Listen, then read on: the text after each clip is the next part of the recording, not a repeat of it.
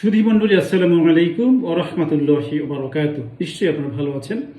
তো আমাদের আলোচনা চলছিল কোনটি সবচেয়ে বড়, কোরআনের জ্ঞান না থাকা নাকি শিরকে গুনাহ।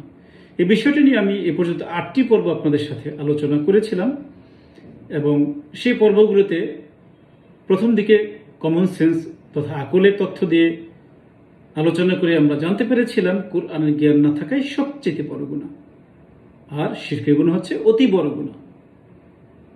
তারপরে আমরা কোরআনের অনেক তথ্য দিয়ে আলোচনা করেছিলাম এবং সেই আলোচনা থেকেও আমরা বুঝতে পেরেছিলাম, জানতে পেরেছিলাম চূড়ান্তভাবে কোরআনের জ্ঞান না থাকাই সবচেয়ে বড় গুনাহ, কিন্তু শিরকে গুনাহ হলো অতি বড় গুনাহ।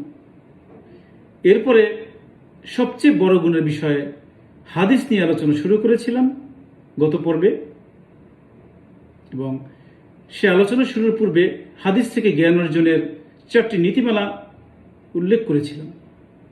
তারপরে একটি হাদিস আলোচনা করেছিলাম। তো আমরা আজকে আরও 2-1টি হাদিস উপস্থাপন করার চেষ্টা করব ইনশাআল্লাহ।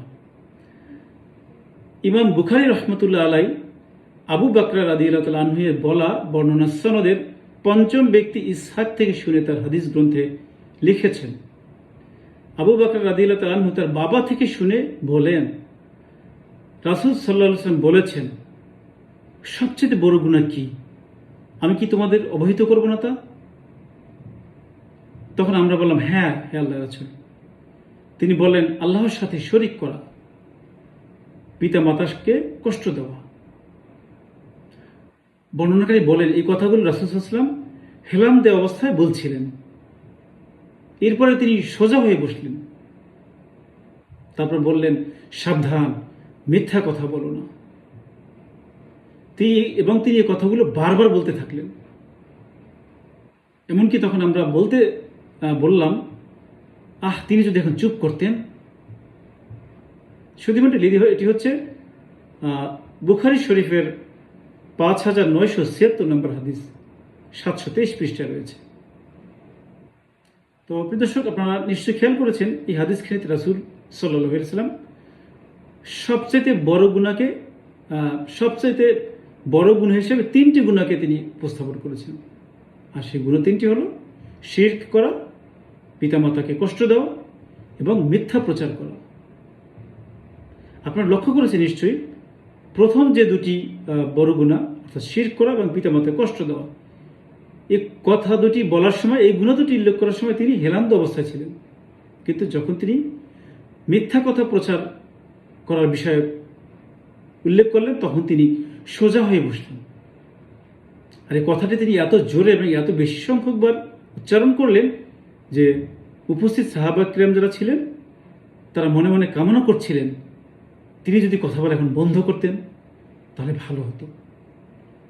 তাহলে সুধী মণ্ডলী, রাসূল সাল্লাল্লাহু আলাইহি ওয়াসাল্লাম এ ধরনের বর্ণনা ভঙ্গি তথা বডি ল্যাঙ্গুয়েজ থেকে আমরা কিন্তু স্পষ্ট করে বুঝতে পারছি যে মিথ্যা প্রচার করাকে তিনি সবচেয়ে বেশি গুরুত্ব দিয়েছেন।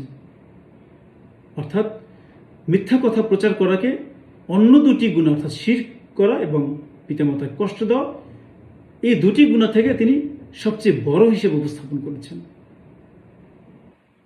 তাহলে প্রিয় দর্শক, আমরা কিন্তু প্রথম হাদিসটির মতো ব্যাখ্যা করে এখান থেকে আমরা বলতে পারি যে শিরকের গুনাহ হলো অতি বড় গুনাহ, আর কোরআনের জ্ঞান না থাকা সবচেয়ে বড় গুনাহ।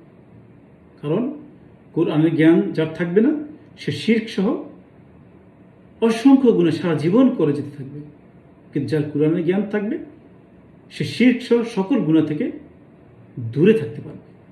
তাই কোরআনের জ্ঞান না থাকায় সবচেয়ে বড় গুনাহ।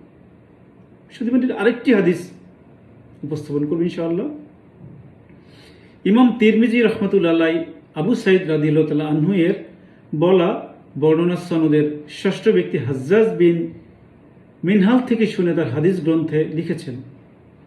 আবু সাঈদ রাদিয়াল্লাহু তাআলা আনহু হতে বলেন, রাসূল সাল্লাল্লাহু আলাইহি ওয়াসাল্লাম বলেছেন, আমার রব বলেন, যারা কোরআন নিয়ে ব্যস্ত থাকার কারণে অন্যভাবে আমার জিকির এবং আমার নিকট দোয়া করার সুযোগ পায় না, আমি তাদেরকে দোয়াকারীর চেয়ে বেশি প্রতিদান দিব। আল্লাহর কালাম সকল কালামের চেয়ে উত্তম। যেমন সকল সৃষ্টির চেয়ে আল্লাহ উত্তম। আল্লাহু আকবার। যে দর্শক, আপনারা খেয়াল করেছেন কত মূল্যবান কথা রাসূল সাল্লাল্লাহু আলাইহি ওয়াসাল্লাম হাদিসটির শেষ অংশে বললেন। তাহলে প্রিয় দর্শক, এই হাদিসটি হচ্ছে তিরমিজি শরীফের 2926 নম্বর হাদিস এবং এটি 513 নম্বর পৃষ্ঠা রয়েছে।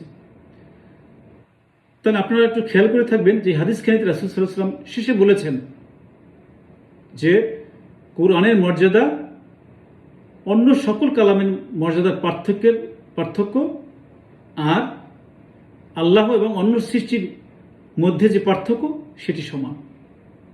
অর্থাৎ কোরআনের সাথে অন্য কালামের মর্যাদার পার্থক্য আকাশ পাতাল, অপরিসীম। ঠিক যেমন আল্লাহর সাথে তার সৃষ্টির মধ্যে পার্থক্যের যে অপরিসীম পার্থক্য সেটি। তাহলে বিদেশে এই হাদিসখানি থেকে আমরা বলতে পারি যে কোরআনের জ্ঞান অর্জনের সব অন্য যে কোনো আমলের তুলনায় অপরিসীমভাবে বেশি হবে। তাহলে এই হাদিসখানির আলোকে আমরা এই কথাও বলতে পারি যে কোরআনের জ্ঞান না থাকার গুনাহের বরত্বের মাত্রা শিরক বা অন্যান্য সকল গুনাহের বরত্বের মাত্রা থেকে অপরিসীমভাবে বেশি হবে। কিন্তু অত্যন্ত সহজ কথা, নিশ্চয়ই আপনারা খেয়াল করেছেন। সুধী মণ্ডলী, আমি আলোচনা আজকে এখানেই শেষ করছি। ইনশাআল্লাহ সামনের পর্ব দেখার আমন্ত্রণ জানিয়ে এখানে বিদায় নিচ্ছি। আসসালামু আলাইকুম ওয়া রাহমাতুল্লাহি ওয়া বারাকাতুহু।